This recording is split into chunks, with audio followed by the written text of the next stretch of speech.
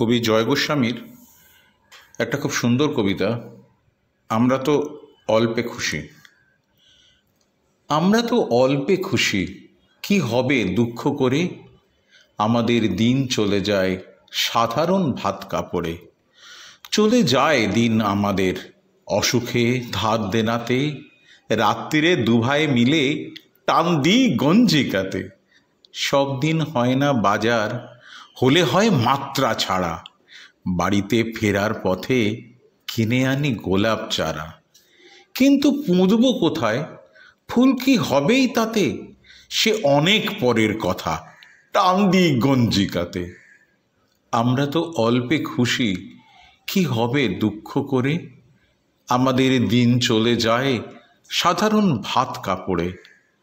মাঝে মাঝে চলেও না দিন, বাড়ি ফিরি দুপুর রাতে। খেতে বসে রাগ চড়ে যায়, নুন নেই ঠান্ডা ভাতে। রাগ চড়ে মাথায় আমার, আমি তার মাথায় চড়ি। বাপ বেটা দুভাই মিলে সারা পাড়া মাথায় করি। করি তো কার তাতে কি?